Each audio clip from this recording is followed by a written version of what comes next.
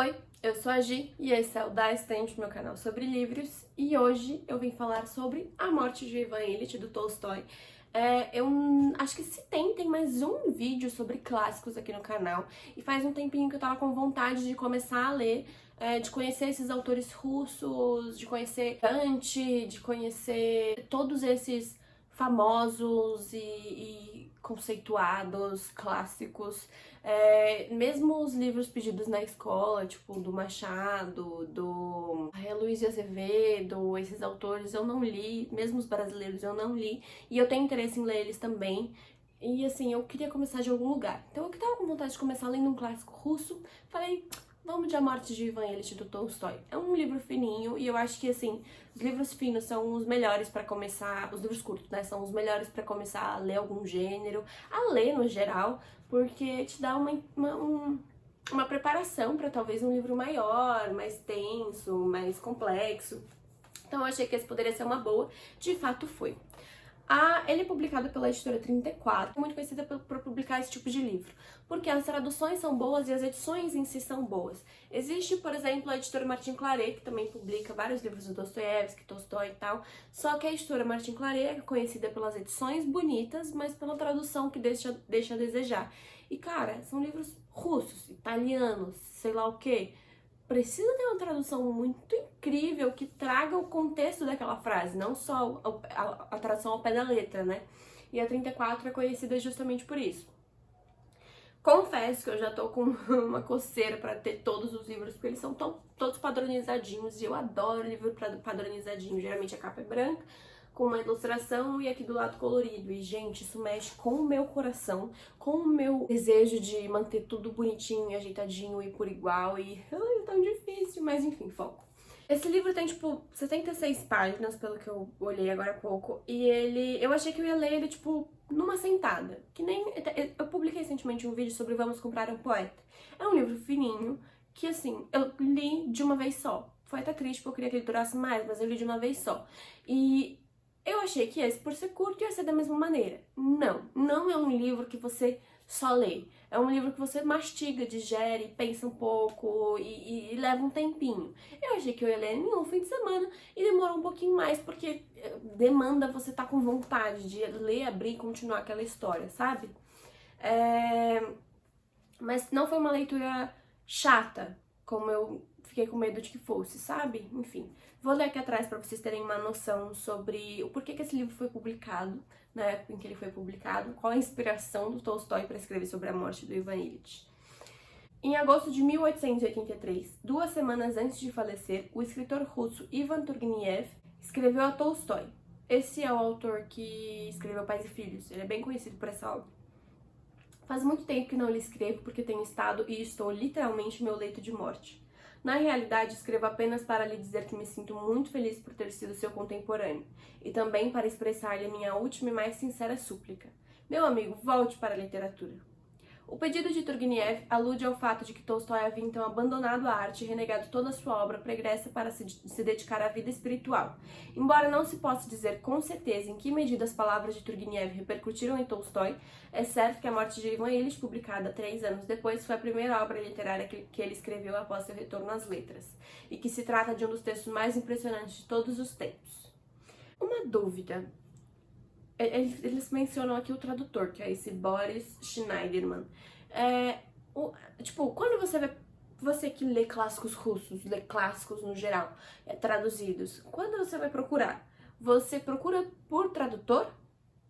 Porque é uma dúvida genuína, assim, eu não sei. O mesmo tradutor, tipo Boris, traduz todos os livros do Tolstói? Ou é quem surge, ou a editora 34 seleciona vários tradutores, todos eles traduzem, eles selecionam um? Como é que funciona? Alguém me explica? É uma curiosidade que, assim, eu não sei como tirar, não sei como, pra quem perguntar.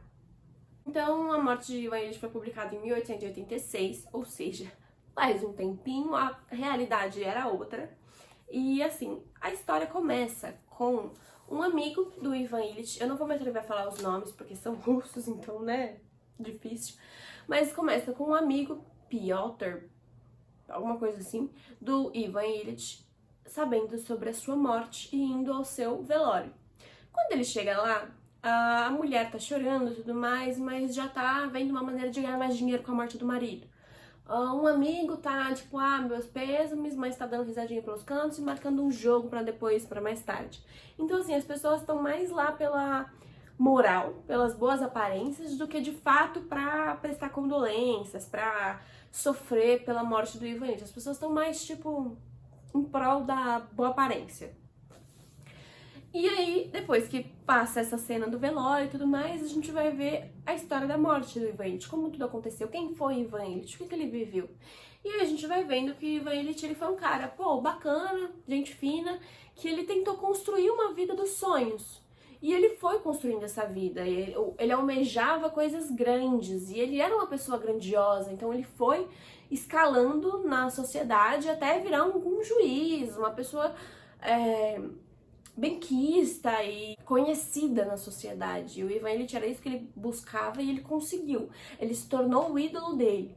E assim, nesse meio do caminho, ele adquiriu uma família, ele não construiu, porque ele adquiriu uma mulher que parecia conveniente para a vida dele, que não ia dar trabalho, isso, que ele ia com ela construir uma família, mas mais pela necessidade da época do que por amor ou paixão, nada disso, foi só porque precisava. E aí, nessa construção dessa vida dele, ele chega um momento em que ele compra uma casa e ele quer deixar essa casa do jeitinho que ele quer, do jeitinho que ele almeja, tudo bonitinho, com muito carinho, com muito suor. Ele mesmo vai decorando e construindo tudo mais a casa. E aí, um dia, ele tá colocando a cortina na janela e ele cai. É só uma queda, mas no decorrer da história, passa, ele não sente nada, mas no decorrer da história você vai entendendo que alguma coisa começou a partir daquela queda. E o Ivan Ilitch começa a morrer. E o negócio fica sério. E eles tentam de tudo, mas não tem o que fazer, ele vai morrer. A partir desse momento, o Ivan Ilitch, ele adquire um rancor, uma mágoa, uma raiva pela vida tão grande e por todo mundo que tá vivendo, e por todo mundo que vai seguir vivendo depois dele, é absurdo. Ele fica mal, ele fica bravo, ele fica assim, raivoso com tudo isso, com toda a morte que tá esperando por ele. E ele começa assim a quase enlouquecer de tanta raiva do porquê que isso tá acontecendo com ele, o que ele fez de errado, o que ele fez de errado na vida dele. E no decorrer da morte dele, do processo de morte dele, ele conhece não, né? Ele passa a perceber um funcionário, que eu não lembro agora o nome, que é Joaquim, alguma coisa assim. Não deve ser Joaquim, né? Porque é russo, mas enfim, alguma coisa assim. E aí esse funcionário que não deve, em teoria, nada pra ele, que é uma pessoa, pro contexto do Ivan Ilitch, pequena na sociedade, dá atenção e carinho e cuidado pra ele, coisa que ninguém da família dele tava dando, coisa das pessoas de quem ele esperava isso, não davam. Então esse funcionário tá dando isso pra ele. Então ele fica lá conversando com o Ivan Ilitch, senta, segura o pé do Ivan Ilitch no jeito que ele não sente mais dor, tal, e dá toda uma atenção e o cuidado que o Ivan Ilitch não tem de mais ninguém. E aí ele começa a se afeiçoar por esse funcionário, se afeiçoar no sentido de criar um carinho por esse funcionário, perceber esse funcionário como pessoa, de uma maneira que ele não percebia antes. E aí ele tem um estalo e tudo passa a fazer sentido e ele entende o que ele fez de errado.